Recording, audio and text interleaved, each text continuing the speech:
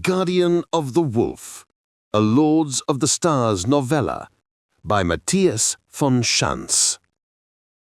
Chapter 4. Crisis. He swore under his breath. Why couldn't he remember the ship's registration number? Why hadn't he paid more attention to the customs officer when he had first heard about it? Now it was gone, and all he could recall was that it had a 9 in it and that it ended with a C. But with 1,000 Sunguard scout ships out there, the search space was simply too large. If he were to stumble upon it, he would probably recognize the number, Colonel Reynolds thought. But the other way around? There was no way he would be able to remember it on his own. Briefly, he considered logging time with a neural writer, hoping the machine would help the memory resurface.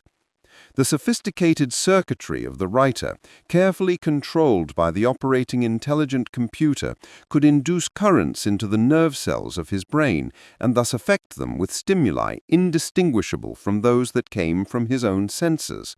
It wasn't writing anything per se. Stimuli, yes, perhaps, but certainly not memories. But in order to write, you had to know not just what, but also where, and how to combine those new signals with what already existed in his head. You didn't perform brain surgery with your eyes closed, and so the neural writer, while far more famous for its ability to deliver data straight into a human brain, was just as good at reading what was already there. Unfortunately for him, though, its reading limitations were exactly the same as those that regulated its writing. It could interpret the currents in his nerve cells, his thoughts and his emotions, but not his memories, not unless he actively thought about them. If he recalled his own memories, the neural writer could record them from his conscious thoughts, which, of course, made the whole idea unfeasible. The whole problem was that he couldn't remember in the first place. And what's more, logging time with the machine without working on an official active case that required such use would be highly suspicious anyway. No, he would have to find the ship the old-fashioned way. Feeling despair threatening to overwhelm him, he decided to try to look at the problem from a different perspective. Whoever was out there was certainly both very capable and very far-reaching, but she, he, or it wasn't omnipotent. They still lived in the real world. They might be able to erase the travel record of the scout ship, but they wouldn't be able to erase the vessel itself, not unless they decided to blow it up. And this wasn't some civilian craft where the only questions about its disappearance would come from the insurance company. No, this was a military ship, a Sunguard vessel. If it were to blow up, there would be questions, and in line with Codex Vindicta, those questions would be very severe indeed. So he felt it safe to assume the ship still existed, which meant the records of it would exist as well, or it would be useless within civilized space. Not that that helped him exactly. He still didn't remember its registration number. But he did know it arrived at Beta Comae Baroneses on the 20th. Obviously, it was no longer there, or removing it from the records would have been pointless. If it had gone somewhere else on or after the 20th of September, he should be able to find it at its new destination. There, it'd be just one more ship arriving from Beta Comae Baroneses without any connection to Eta Bootes. That leg of its trip would not be suspicious in the slightest, and Colonel Reynolds felt certain his adversary wasn't foolish enough to draw undue attention to it by erasing a travel log that only contained legitimate routes. His first search came up empty. Given that Arcturus was the closest major Sunguard base in the area, it seemed likely the scout ship had gone there once it had washed its digital trail of Eta Bootes. Briefly, Colonel Reynolds thought he had found it when the arrival records from Mandela Base showed that a Sunguard ship with registration number SG742905/C had arrived there on the 21st. The number sounded vaguely like what he remembered, but when he dug a little deeper, the vessel turned out to be a troop carrier, not a scout ship. Disappointed, he moved on to the next Sunguard base on his list. Still nothing. 4 hours later, with only Europa and Mars left to check, he was about ready to give up. He had assumed his unknown adversary was hiding out there in the dark void between the stars, not here in the heart of the Solaris system. How wrong he had been. On September 21st, 2803 AD, Sunguard records corroborated by visual recordings from nearby security cameras showed that the small scout ship SG-89034/C had touched down on landing pad 14 at Sunguard headquarters on Europa at 1752 Universal Standard Time. The unseen enemy wasn't out there, they were right here, in the heart of the Sunguard's operations. Colonel Reynolds was not surprised in the slightest when his further examination of the records showed that the ship was currently assigned to yet another biotic special agent. At first glance, the evidence seemed damning. His gut told him he was looking at a conspiracy involving the special agents, and yet, when he looked more closely at the data, he couldn't make heads or tails of it. Nothing in the details pointed to any actual wrongdoing. The travel ban on New Caribbean obviously didn't apply to the special agents themselves. It wasn't that they were going to a forbidden system that was suspicious. No, that could just be special agent business. What felt off was that they had been going to the lost colony, despite claiming there was nothing there. What were they really up to? First, Special Agent Ellie McBrien had gone to Eta Boötis, stayed there for a day or two, and then returned.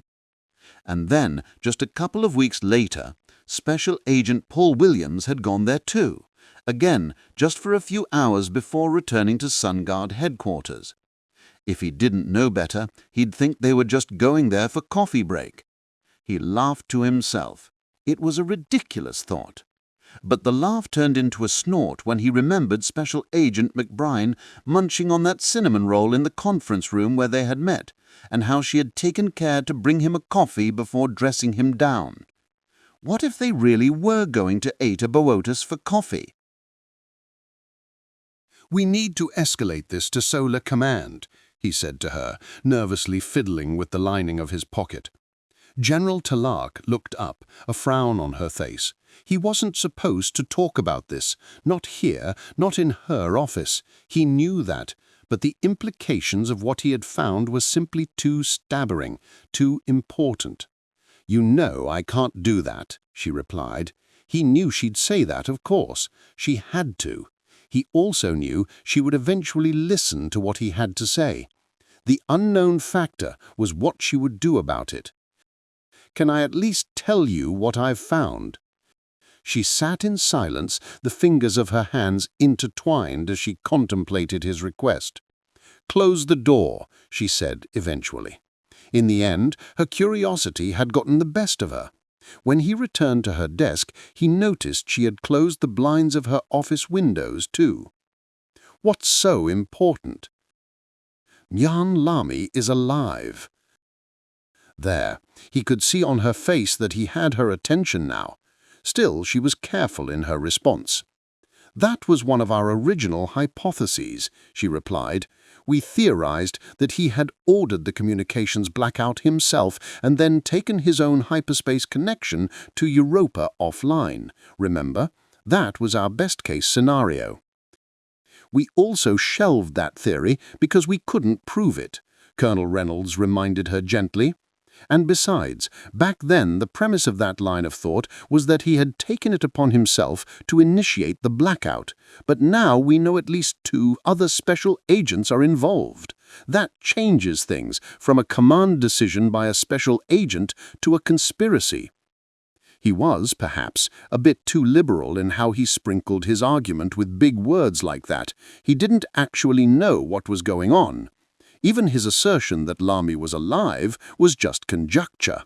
But of all the ideas they had come up with to explain the Eta Boötis incident and the subsequent cover-up by Special Agent McBrien, this was the one version that fit the facts best, he felt. There was one more big word he could use. General Talark would not like this one, not one bit. I think he has defected from the Sunguard. That got her attention. The Jurassian woman sat up in her chair, her back straight and her eyes fixed on him. In the military, that was not a word you wielded lightly. In the context of the special agents, you did not use it at all. He could see the gears churning behind her temples. She had warned him not to get them into trouble with his investigation, but back then she had been talking only about his insubordination. This was something else. This was treason on Colonel Reynolds' part, treason of the highest order. You simply did not accuse a Sunguard Special Agent of defection. If you weren't even allowed to question how they took their coffee in the morning, you most certainly were not allowed to have an opinion about why they might have cut off contact with headquarters. "Just look at the evidence, ma'am," he said, before she had a chance to shut him down. Once we had discarded all the unlikely scenarios, like the asteroid impact or the Sunmi uprising, we had 3 plausible theories left. First, a stellar event. Second, deliberate action on Special Agent Lamas's part. And third, an external threat. Now, considering that Special Agent McBrien went there and came back, we can discard the first theory. If it was something that dangerous going on there, even she wouldn't be back to tell the tale. And as for an external threat, well, I have evidence that a second special agent went to 8 abortees a week ago. If 2 special agents went there and both saw an external threat to the Terran Federation and yet didn't act upon it, and we know they didn't because we're not at war, they're either incompetent or treasonous.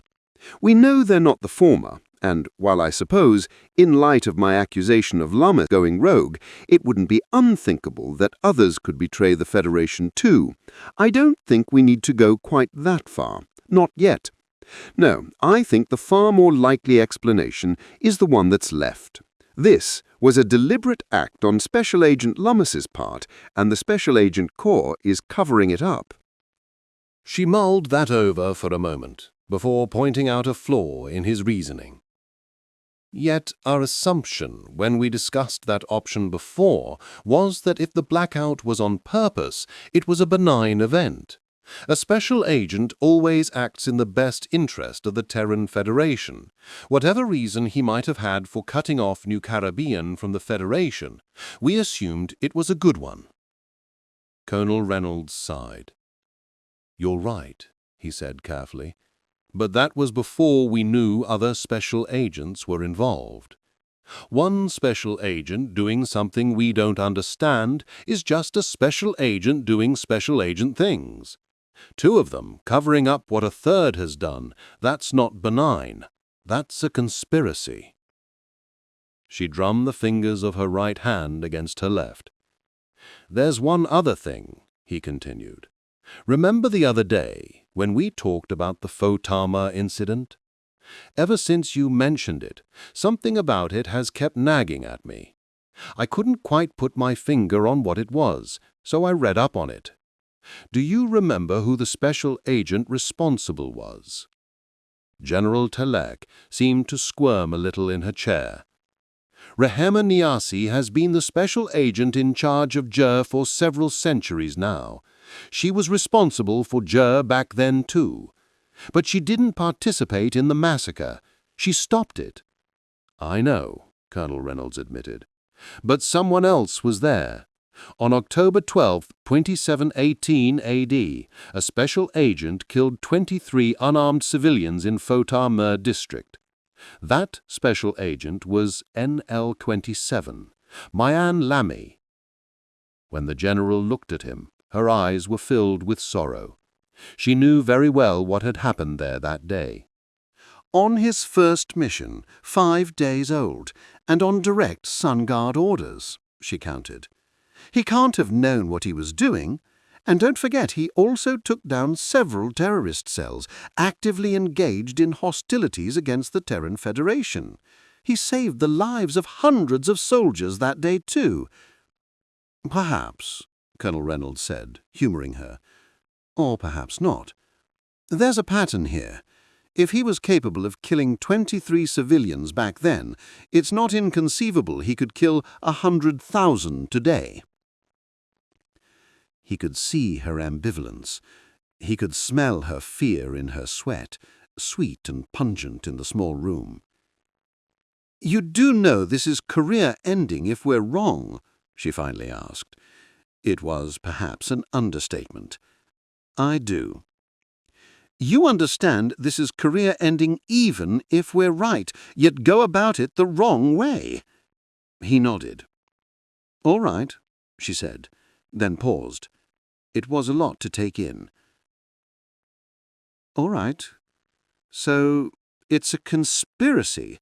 But what is the conspiracy?" He snorted. "Having coffee." The general raised an eyebrow. Despite the tension, she smiled weakly at his joke. "No, I don't think they're literally going to Atabuotis to have coffee with Mian Lami," he explained. "But they're going there to talk to him, socialize. Then they come back.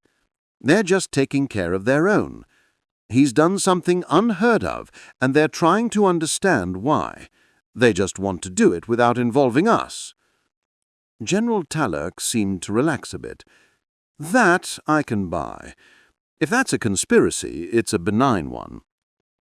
"I don't agree," Colonel Reynolds replied, shaking his head. "All right, maybe what they're doing is in line with the special agent mandate. They can do whatever they want, of course, but Lami? Mass murder isn't benign, and defection is treason." She seemed to consider that. "If that's true, then that's inexcusable, I'll give you that," General Tallerk said after one more long pause.